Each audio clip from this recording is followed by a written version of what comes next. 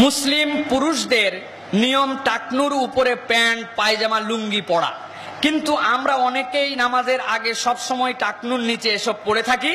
যখন নামাজের সময় হয় তখন আমরা টাকনুর উপরে তুলে নামাজ আদায় করি, পরে আবার নামাজ শেষ করে যাওয়ার পরে সুন্দর করে মসজিদ থেকে বের হওয়ার সময় পায়জামা প্যান্ট নিচে নামাই দিয়ে বেরিয়ে যাই। শরীয়তের বিধান কি? প্রিয় ভাইয়েরা, খুব গুরুত্বপূর্ণ প্রশ্ন, খুব গুরুত্বপূর্ণ প্রশ্ন। শরীয়ত বলছে শার্ট পরেন, প্যান্ট পরেন, ফতুয়া পরেন, লুঙ্গি পরেন, পাঞ্জাবি পরেন, জুব্বা পরেন, যাই পরেন, কোনো বাধা নাই। শরীয়তে বাধা আছে? নাই, কোনো বাধা নাই, আপনি প্যান্ট পরতে পারেন। কিন্তু শরীয়ত দুটা গুরুত্ব দিয়েছে। একটা হচ্ছে ঢিলে ঢালা হতে হবে, যেটা আপনাকে নামাজ আপনার চলাফেরায় যেন অশালীন না দেখায়, ঢিলে ঢালা। আর 2 নম্বর, ছেলেদের জন্য অবশ্যই সেটা টাকনুর উপরে হতে হবে, অবশ্যই।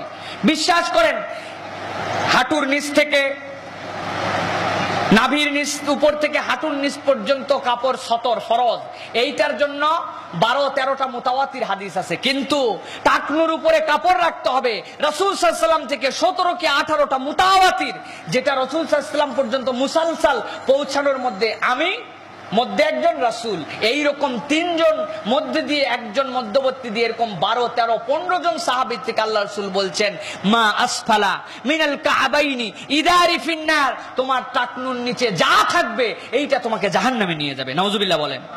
তাহলে বলেন, সব সময়ের জন্য যেটা বিধান আপনি মসজিদে এসে পালন করলেন, আলহামদুলিল্লাহ, এটা প্র্যাকটিস হচ্ছে। আশা করি যারা মসজিদে এসে শুরু করছেন তারা বাকিটাও করবেন, বলেন আলহামদুলিল্লাহ। এই জন্য আমাদেরকে যারা করছে এটা উৎসাহ দিতে হবে, খুব ভালো কথা। কিন্তু ভাইরে, এটা তো খালি মসজিদের বিধান না, এটা তো সব সময়ের বিধান। কি হবে আপনার এটা? আপনি বলতে পারেন আমি অহংকার করে পড়ি না, আমি গর্ব করে পড়ি না। আপনার এগুলো যুক্তি আমরা শুনতে রাজি নাই। রাসূল সাল্লাল্লাহু আলাইহি ওয়াসাল্লামের কাছে সাহাবী বলেছিল, রাসূল বলেন আমিও তোমার যুক্তি শুনতে রাজি নাই, আল্লাহ বলেছেন পরা যাবে না, খালাস।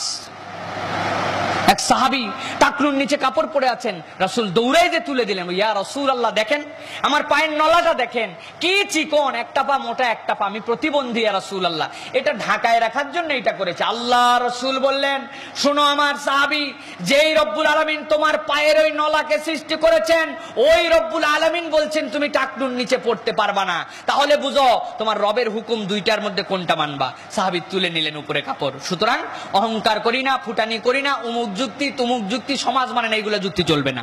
সামি'না ওয়া আতা'না, জানানো হয়েছে মেনে নিলাম। তবে মসজিদে যারা প্র্যাকটিস করছে আমরা অ্যাপ্রিশিয়েট করব যে ভাই বাকিটাও করেন, আল্লাহ রাব্বুল আলামিন বরকত দেবে ইনশাআল্লাহ। আশা করি উত্তর পেয়েছেন।